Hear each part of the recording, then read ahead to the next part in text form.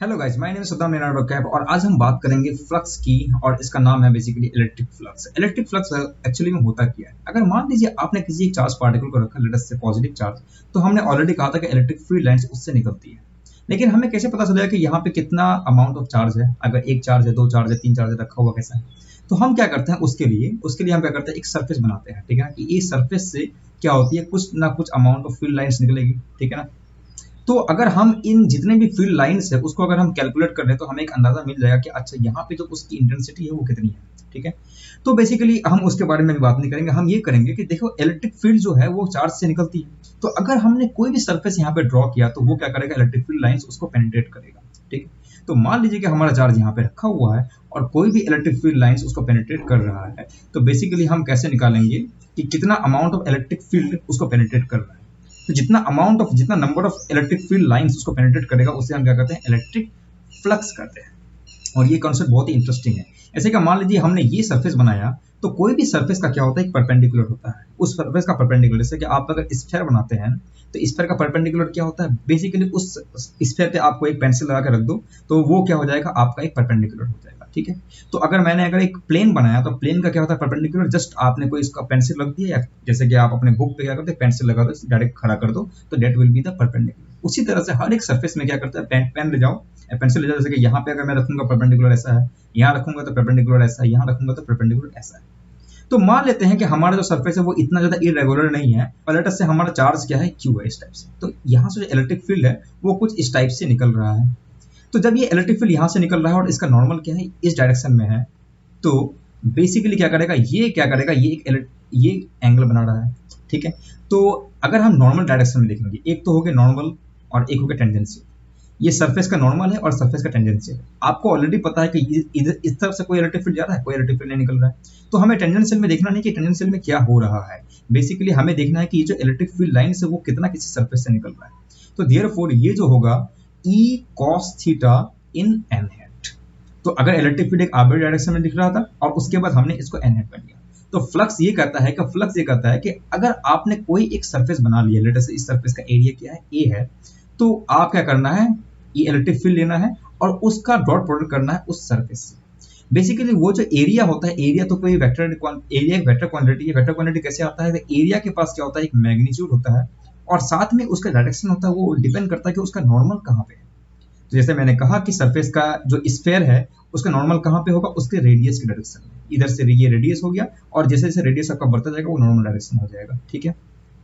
उसी तरह अगर मैं सिलेंडर बना लूं तो सिलेंडर में भी क्या होता है, ये पूरा का पूरा कर्व सरफेस है। तो अगर यहाँ पे अगर पॉइंट आप डाल देते हैं तो यहाँ से अगर जैसे जैसे इधर इस तरफ आएंगे तो बेसिकली वो क्या हो जाएगा, नॉर्मल हो जाएगा, ठीक है ना। तो आपको फ्लक्स कब मिलेगा, आपने इलेक्ट्रिक फील्ड लिया और उसके बाद उसको डॉट कर दिया, तो वो बताएगा कि जैसे जैसे आपकी जो डिपेंड करेगा कि आपका जो सरफेस है वो किस टाइप से है, और उसका जो नॉर्मल कंपोनेंट के अलोंग वो बता देगा कि कितना इलेक्ट्रिक फील्ड निकल रहा है। तो ये सिंपल से आता है ई ए कॉस थीटा, ठीक है। तो इलेक्ट्रिक फील्ड अगर इस डायरेक्शन में है तो वो आपका देगा कॉस थीटा, और ऑलरेडी एन हैट का मैग्नीट्यूड क्या होता है, बेसिकली 1 होता है। तो देयरफॉर ई ए कॉस थीटा। अब हम इसको, तो मैंने एक सिंपल फॉर्म में लिख दिया, बट इसका जो है डिफरेंशियल फॉर्म भी होता है। डिफरेंशियल फॉर्म ये होता है कि सपोज कि अगर ये मेरा पूरा का पूरा सरफेस एरिया है, मैं नहीं चाहता, मुझे नहीं पता कि यहाँ कितना निकल रहा है, तो लेट अस से मैं छोटा सा एक एरिया ले लेता हूँ और उसका जो एरिया है वो बेसिकली क्या डी ए है, और उस डी ए पे मुझे ऑलरेडी पता है कि उसका जो एन हैट है वो किस डायरेक्शन में है। तो D phi is equal to हमें देगा E into basically D A देगा, डी ए वेक्टर। तो हम इसको लिख सकते हैं basically E A D A को मैंने ये कर लिया, मैग्नीट्यूड लिख दिया, एंड देन एन हैट कर दिया, ठीक है। तो अगर मुझे टोटल इलेक्ट्रिक फील्ड चाहिए तो मैं क्या कर सकता हूँ, ये जो फ्लक्स एक स्केलर क्वांटिटी है, ठीक है ना। E D A E vector में लिखूंगा, वेक्टर किस तरह से लिखूंगा, इलेक्ट्रिक फील्ड एक ऑलरेडी वेक्टर क्वांटिटी है, और मुझे देखना है कि एन हैट कहाँ आता है। ये क्या कर देगा, ये आपको दे देगा total flux on that surface, यानी कितनी इलेक्ट्रिक फील्ड लाइंस निकल रही है किसी एक पर्टिकुलर सरफेस से। तो आई होप ये आपको समझ आया होगा। अब आप देखते हैं कि ये जो फ्लक्स है बेसिकली उसका यूनिट क्या होगा। यूनिट हमें ऑलरेडी पता है कि ये जो न्यूटन पर कूलम होता है इसका, उसके बाद मीटर स्क्वायर होता है, कॉस थीटा का कोई नहीं होता। देयरफॉर हमें पता हो गया कि न्यूटन मीटर स्क्वायर पर कूलम क्या हो जाएगा, फ्लक्स की क्या होती है, ऐसा यूनिट होती है। तो ये एक बहुत ही इंटरेस्टिंग कॉन्सेप्ट है फ्लक्स का। और हम अगर देखना चाहते हैं कि एक अगर मैंने चार्ज रख दिया, ठीक है, एक चार्ज रख दिया और उस चार्ज से कितना अमाउंट ऑफ इलेक्ट्रिक फील्ड निकलता है, तो मैं अगर देखना चाहूंगा कि इस तरह से अगर मैं कोई पॉजिटिव चार्ज रख दिया तो हर तरफ से क्या करता है, इलेक्ट्रिक फील्ड लाइंस निकलेगी। अगर जब हर तरफ से इलेक्ट्रिक फील्ड लाइंस निकलेगी तो हम क्या कर सकते हैं, एक ऐसा सरफेस बना सकते हैं जो इन सबको इंक्लोज करेगा। तो 3 डायमेंशन में ऐसा कौन सा सरफेस होगा जो इसको पूरा इंक्लोज करेगा, हमें ऑलरेडी पता है स्फेयर। तो अगर स्फेयर में मतलब कि स्फेयर ये समझ लो कि एक बॉल ले लो और उसके सेंटर में एक बल्ब लगा दो, तो बल्ब से जो भी रोशनी निकलेगा वो क्या होगा, चारों तरफ उजाला तो देगा ना, मीन्स कि अगर उसका रोशनी हर तरफ से निकल सकता है, ठीक है ना। तो सेम चीज यहाँ भी है। तो अगर मैं इसका फ्लक्स अगर देखूंगा तो फ्लक्स इज इक्वल टू क्या होता है, ई इंटू ए होता है। अब ये जो इलेक्ट्रिक फील्ड होता है वो क्या होता है, Q by 4 pi epsilon naught R square, और मैंने ऑलरेडी बताया आर हैट है। तो लेट अस से ये जो स्फीयर मैंने बनाया वो आर डिस्टेंस का बनाया, ठीक है। तो ये जो इलेक्ट्रिक फील्ड है वो क्या होगा, रेडियली आउटवर्ड निकलता है, तो इसलिए मैंने आर हैट किया।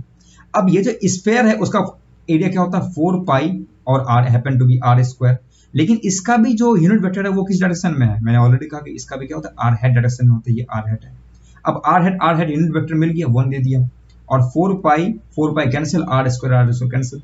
तो इलेक्ट्रिक फ्लक्स मुझे क्या मिल गया, किसी भी एक पॉइंट चार्ज का Q ओवर एप्सिलॉन नॉट मिल गया, ठीक है।